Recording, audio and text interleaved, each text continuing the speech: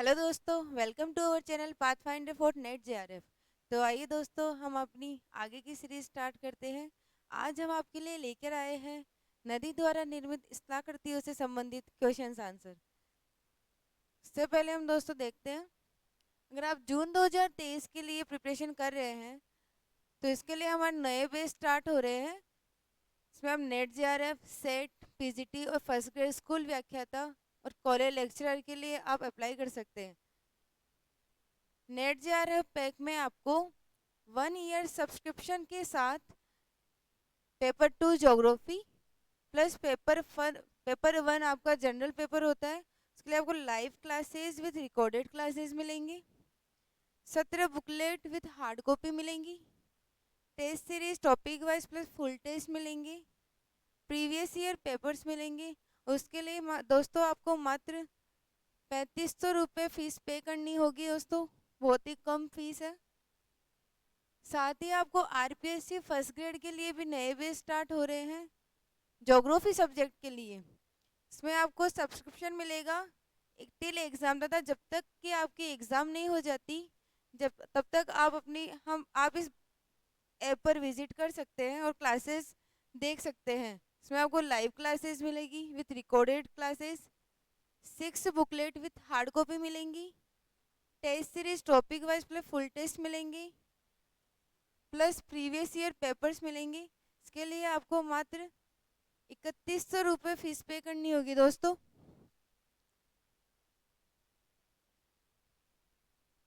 आगे दोस्तों, net JRF plus set के लिए टेस्ट सीरीज चलाई जा रही है। जैसे कि हम ट्रिविया टेस्ट सीरीज अभी कंटिन्यू कर रखे हैं, तो ट्रिविया टेस्ट सीरीज आपको टॉपिक वाइज, जिसमें आपको 250 प्लस ट्रिविया टेस्ट दिए जाएंगे, मूल्यांकन टेस्ट होंगे, उसमें एवरी वीक 30 प्लस 70 क्वेश्चंस होंगे, जेआरएफ एडवांस टेस्ट होंगे तथा फुल टेस्ट है, इसमें 15 प्लस 5 टेस्ट, इसमें आपको 100 प्लस क्वेश्चंस प्रोवाइड किए जाएंगे दोस्तों। तो आज ही डाउनलोड कीजिए दोस्तों पाथ फाइंडर लर्निंग ऐप। तो चलिए दोस्तों, हम अपनी आगे की सीरीज कंटिन्यू करते हैं, नदी द्वारा निर्मित स्थलाकृतियों से संबंधित क्वेश्चन आंसर। इसमें फर्स्ट क्वेश्चन है दोस्तों, निम्न में से कौन सी स्थलाकृति गार्ज का ही दूसरा रूप है? निम्न में से ऐसी कौन सी स्थलाकृति है दोस्तों जो गार्ज का ही एक दूसरा रूप है या गार्ज का ही विस्तृत रूप है? जलगर्तिका, अवनमित कुंड, नदी वेदिका या कैनियन? तो बताइए दोस्तों, कौन सी ऐसी स्थलाकृति है जो गार्ज का दूसरा रूप है या गार्ज का विस्तृत रूप है?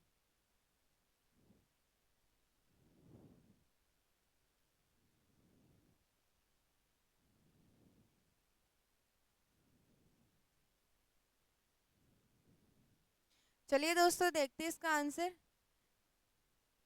गार्ज का विस्तृत रूप या गार्ज का दूसरा रूप, इसे ही हम कैनियन या गंभीर खंड कह सकते हैं।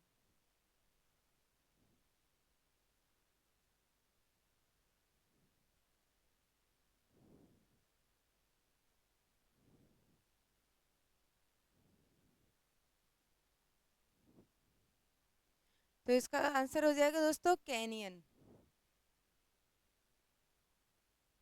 कैनियन क्या होते हैं दोस्तों?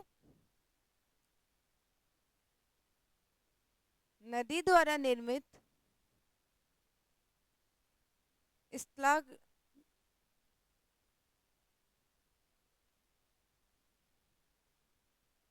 नदी द्वारा निर्मित स्थलाकृतियों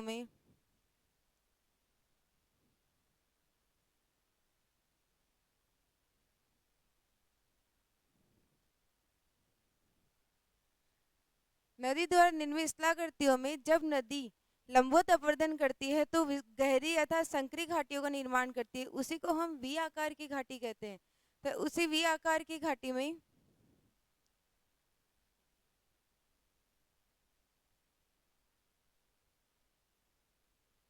दो भागों में विभाजित किया जाता है, गार्ज एंड कैनियन। गार्ज से विस्तृत रूप या गार्ज का विस्तृत रूप कैनियन कहलाता है। यह एक लंबी संकरी घाटियां होती है, जिसका उदाहरण हम यूएसए में एरिजोना प्रांत में कोलोराडो नदी द्वारा कोलोराडो पठार पर एक ग्रैंड कैनियन विश्व प्रसिद्ध कैनियन है, इसका हम उदाहरण मान सकते हैं दोस्तों। नेक्स्ट क्वेश्चन है, एक गहरी घाटी जिसकी विशेषता सीढ़ी नुमा खड़े ढाल होते हैं किस नाम से जानी जाती है? एक गहरी घाटी जिसकी विशेषता सीढ़ी नुमा खड़े ढाल होते हैं किस नाम से जानी जाती है? यू आकार की घाटी, अंधी घाटी, गॉर्ज या कैनियन? तो इसका आंसर बताइए दोस्तों। एक गहरी घाटी जिसकी विशेषता सीढ़ी नुमा खड़े ढाल होते हैं किस नाम से जानी जाती है?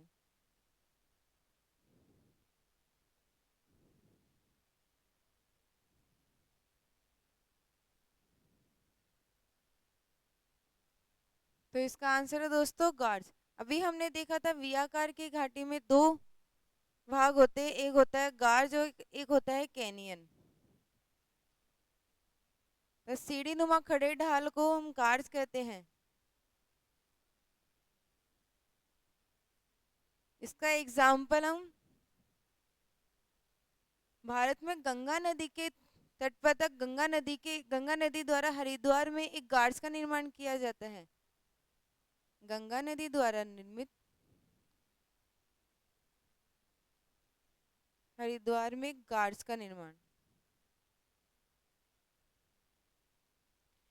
तो नेक्स्ट क्वेश्चन देखिए दोस्तों, प्रवाहित जल के द्वारा अपरदन के फल स्वरूप निर्मित होने वाली स्थलाकृति है।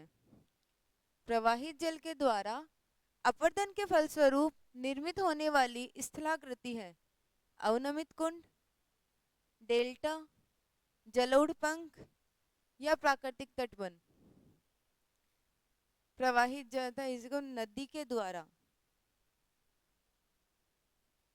द्वारा निर्मित अपरदन के फलस्वरूप निर्मित होने वाली स्थलाकृति। तो इसका आंसर बताइए दोस्तों।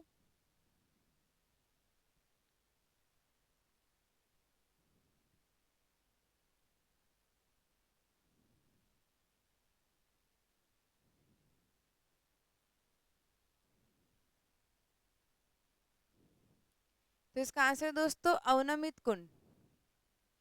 जब नदी प्रवाह करती है जब नदी प्रवाहित होती है तो अपने साथ कंकड़ पत्थर या चट्टानी टुकड़ों को साथ बहाकर ले आती है। और जब ये कंकड़ पत्थर अपने आधार तल पर टकराते हैं तो चक्राकार रूप में घूमते हुए ये अपने आधार तल को गहरा करते जाते हैं, जिसके कारण एक कुंड के समान आकृति का निर्माण हो जाता है। इसी कारण इसे अवनमित कुंड कहा जाता है था, इसे ही पोर्ट होल या का विस्तृत रूप भी कहा जाता है। पोर्ट होल्स का विस्तृत रूप ही अवनमित कुंड कहलाता है। तो नेक्स्ट क्वेश्चन देखिए दोस्तों, कथन और कारण है दोस्तों। इसमें कथन है नदी उत्तर प्रौढ़ावस्था में विसर्पण करती है। नदी उत्तर प्रौढ़ावस्था में विसर्पण करती है। कारण है दोस्तों, इस अवस्था में नदी घाटी सपाट और चौड़ी होती है। तो बताइए दोस्तों, कथन सही है या कारण सही है? दोनों एक दूसरे की व्याख्या कर रहे हैं या नहीं कर रहे हैं?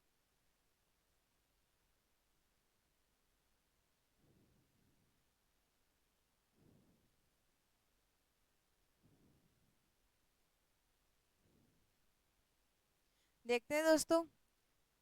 नदी प्रौढ़ावस्था में विसर्पण करती है, ये एकदम सही बात है दोस्तों। नदी उत्तर प्रौढ़ावस्था में उत्तर प्रौढ़ावस्था में विसर्पण करती है अर्थात मियांडर का निर्माण करती है। कारण है इस अवस्था में नदी घाटी सपाट व चौड़ी होती है। इस अवस्था में नदी घाटी सपाट एवं चौड़ी होती है। कारण भी सही है दोस्तों, लेकिन ये दोनों एक दूसरे को एक्सप्लेन नहीं कर पा रहे हैं, तो इस कारण इस क्वेश्चन का आंसर हो जाएगा दोस्तों बी। ए और आर दोनों सत्य है, लेकिन आर ए की व्याख्या नहीं कर रहा है। नेक्स्ट क्वेश्चन, जब जल धारा के साथ बहते हुए शैल कण नदी तल के आधार से टकराते हैं तो उसे क्या कहते हैं? अपघर्षण, सन्निकर्षण, संक्षारण या गुहिकायन?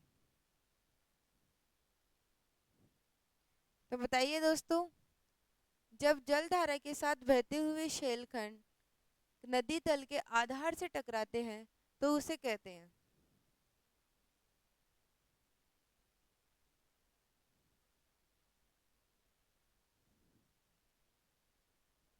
तो इसका आंसर होगा दोस्तों अपघर्षण।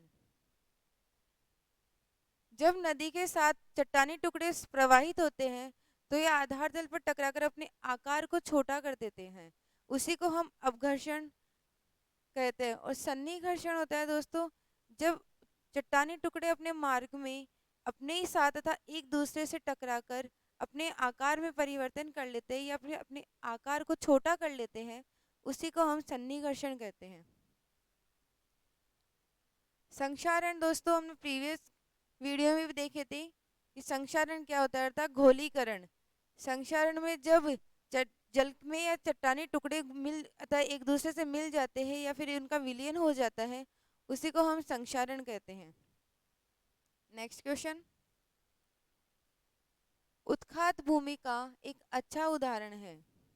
उत्खात भूमि का एक अच्छा उदाहरण है गंगा का मैदान, चंबल नदी की घाटी, ब्रह्मपुत्र की घाटी या तटीय क्षेत्र। इसका आंसर बताइए दोस्तों कि उत्खात भूमि का एक अच्छा उदाहरण किसे माना जाता है।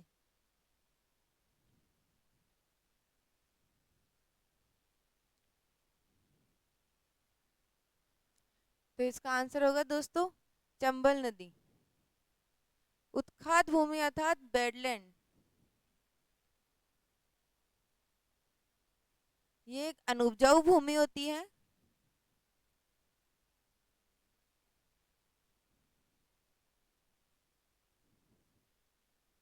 जिसका निर्माण पवन और नदी द्वारा निर्मित होता है। तो इसका आंसर हो जाएगा दोस्तों चंबल नदी की घाटी एक उत्खात भूमि का अच्छा उदाहरण है। नेक्स्ट क्वेश्चन, कभी कभी विसर्पी नदी अपने किसी विसर्पीय भाग को अपना मार्ग सीधा रखने के लिए छोड़ देती है। इस परित्यक्त तथा छोड़े हुए जल मार्ग को क्या कहा जाता है। गोखुर झील, विसर्पीय झील, उत्खात झील या अपर्दन झील। तो इसका आंसर बताइए दोस्तों।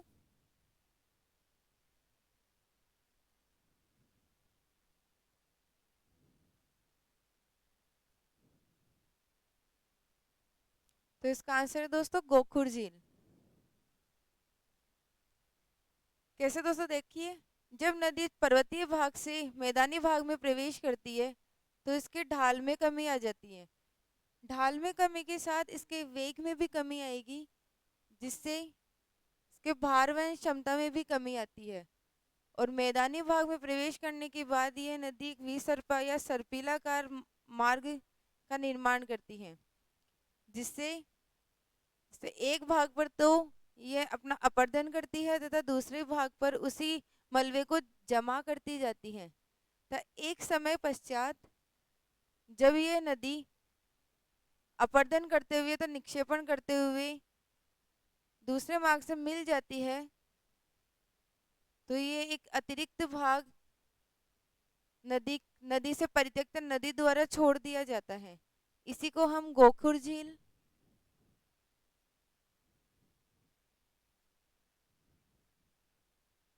या ऑक्सबो लेक भी कहा जाता है।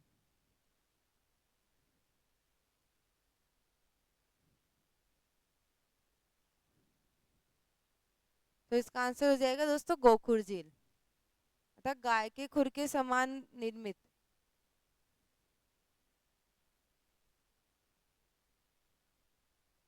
देखने पर ऐसे प्रतीत होता है जैसे कि गाय के खुर के समान आकृति बनी हो। नेक्स्ट क्वेश्चन, नदी अपने साथ लाए महीन कण को समुद्र के पास एक त्रिभुजाकार पंख के रूप में जमा करती है, जिसे क्या कहा जाता है। जलोढ़ पंख, डेल्टा, प्राकृतिक तटबंध या विसर्प। नदी अपने साथ लाए गए महीन कण को समुद्र के पास एक त्रिभुजाकार पंख के रूप में जमा करती है, जिसे क्या कहा जाता है दोस्तों।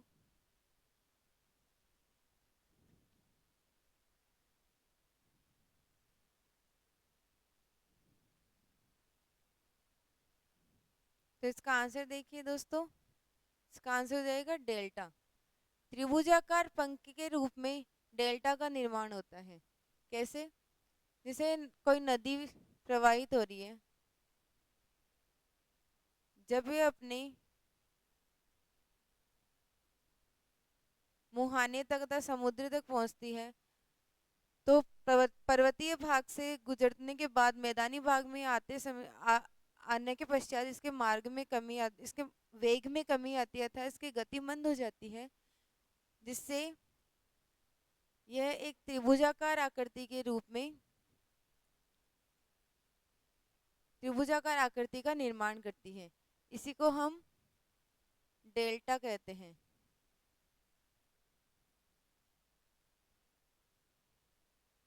नेक्स्ट क्वेश्चन, तीव्र धारा वाली पर्वतीय नदी ऊर्ध्वाधर अपरदन द्वारा किसका निर्माण करती है?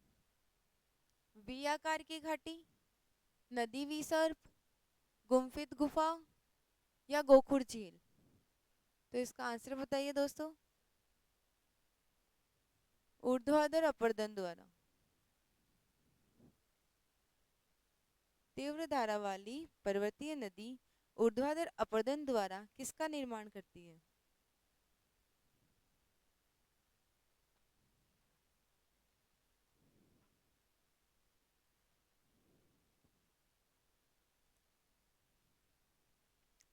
तो इसका आंसर अभी हमने देखा है दोस्तों। ऊर्ध्वाधर अपरदन या लंबवत अपरदन के द्वारा नदी वी आकार की घाटी का निर्माण करती है, जिससे कार्ड्स और कैनियन का निर्माण भी होता है। तो इसका आंसर हो जाएगा दोस्तों वी आकार की घाटी। नेक्स्ट क्वेश्चन, जब अपवाह की आकृति वृक्ष के समान हो जाती है तो इस प्रतिरूप को क्या कहा जाता है?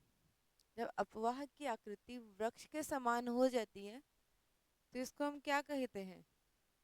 ध्रुमाकृतिक, जालीनुमा, अरीय प्रतिरूप या वलयाकार प्रतिरूप? दोस्तों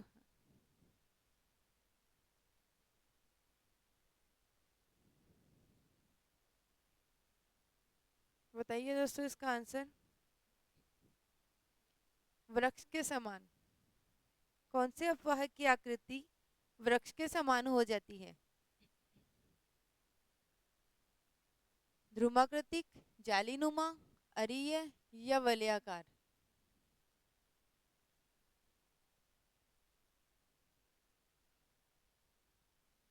तो इसका आंसर देखिए दोस्तों, इसका आंसर हो जाएगा ध्रुमाकृतिक। जब अपवाह की आकृति एक वृक्ष के समान इस प्रकार होती है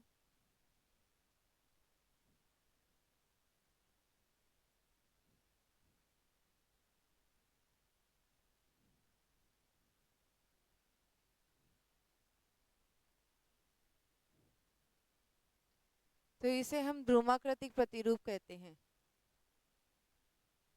तो धन्यवाद दोस्तों, आज के लिए इतना ही। कल मिलते हैं हम अपने नेक्स्ट सीरीज में, नेक्स्ट टॉपिक के क्वेश्चंस में।